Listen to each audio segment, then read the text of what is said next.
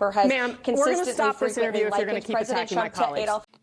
Okay, so this video is making the rounds, and I think it's funny because rarely do we see someone on the side of MAGA actually get checked. But I think what's happening here is that Donald Trump desperately wants to drop out of this debate.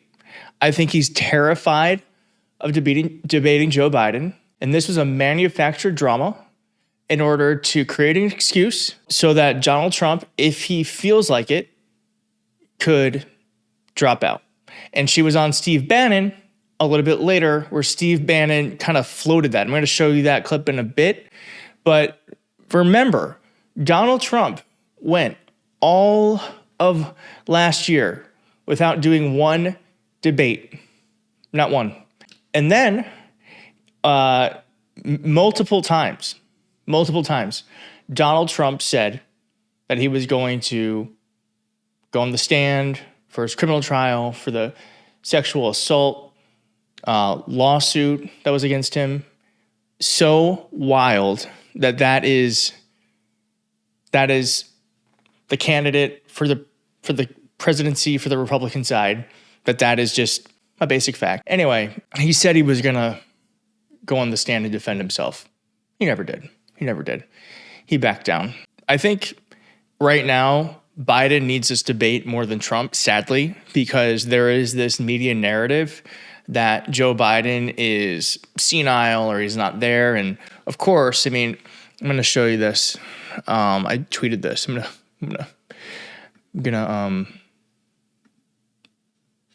like basically quote myself, but so this is Ezra Klein, and you might not know this, but prior to making this story, Ezra Klein had an op-ed that he did.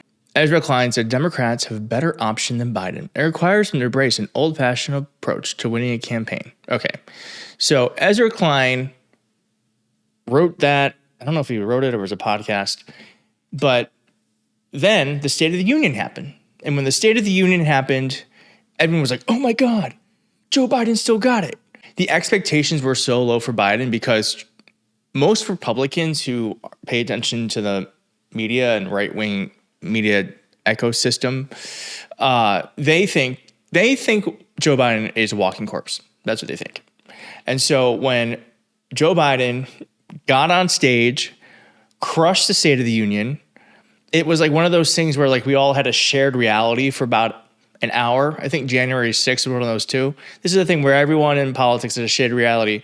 So much so that Donald Trump and the people on the right started to say that Joe Biden was taking drugs in order to perform the way he did. That's how they could rationalize it. So I think we're experiencing a little bit of that here. And then here we go. Donald Trump truthed. He truthed.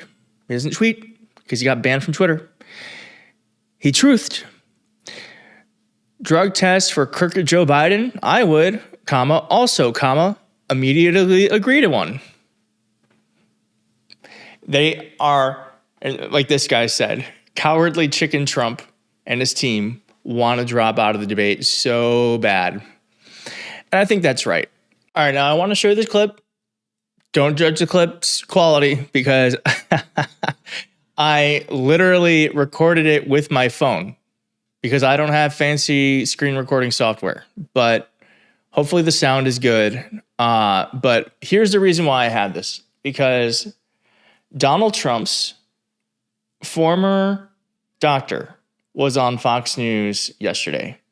And he alleged that Joe Biden's on drugs and that Joe Biden should be taking a drug test.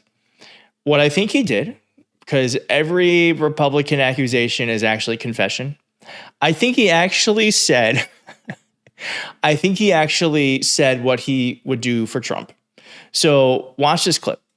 Right now, as you know, and he said, oh, the audio is bad. I'm so sorry. I'll caption this part. I'll caption it. Joe Biden was definitely quote unquote jacked up during the State of the Union. So what do you think President Biden's issues are? What drugs would they give him? Well, there's drugs out there. Aricept is one of the ones that you most commonly hear about, but there's all kinds of new drugs that are out there that are specifically for Alzheimer's or Parkinson's, things that that cause these cognitive issues that the president seems to be subject to. Those drugs are out there. They treat the cognition part of it. They try to make it where he can think straight. Is that right? And he's not lost and confused as much. And then there's drugs that actually just increase alertness, like Adderall and other types of amphetamine type drugs, maybe Provigil, things like that. And then there's a host of drugs that try to take the agitated edge off most of these cognitive disorders. Mm-hmm. That was Donald Trump's doctor in the White House, just listing all these things that Biden could maybe be doing. And it's been rumored for a long time that Donald Trump has an Adderall, we'll call it an Adderall solution. We won't call it a problem. He has an Adderall solution. So I don't know. I am interested to see what happens at the debate. The reason why I brought that Ezra Klein thing up, I know kind of went on a tangent, was because I think this is going to be Friday's debate. I think this is going to be the media narrative for Friday's debate. Is everyone's going to be reminded again that Joe Biden is with it and Donald Trump is nuts. I do think, if you don't know this, they actually negotiated that for the first time ever, that the mics will get muted when they're not being addressed or they don't have time to speak.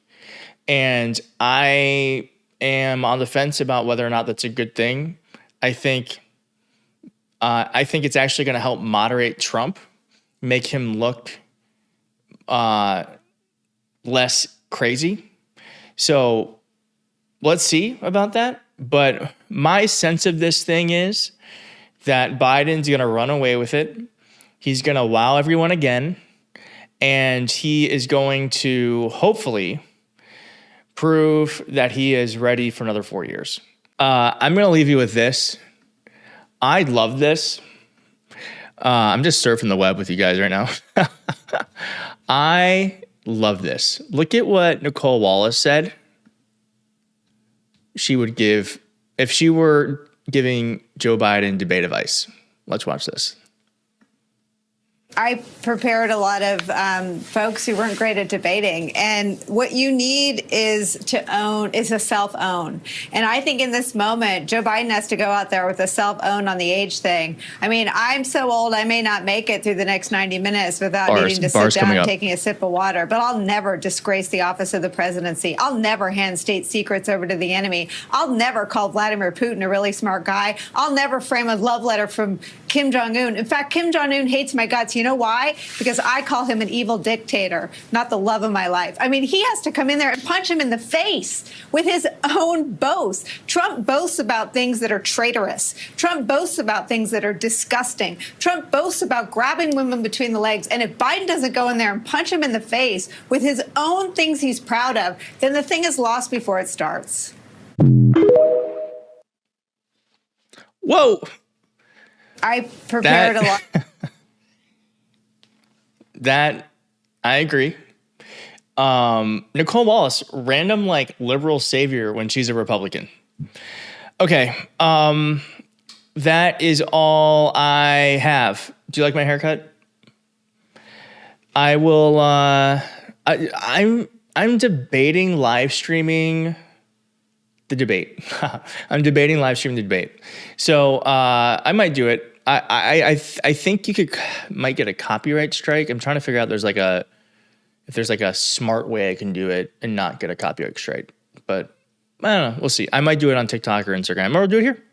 So not sure. Oh, I have to start doing clickbait captions. I'm sorry.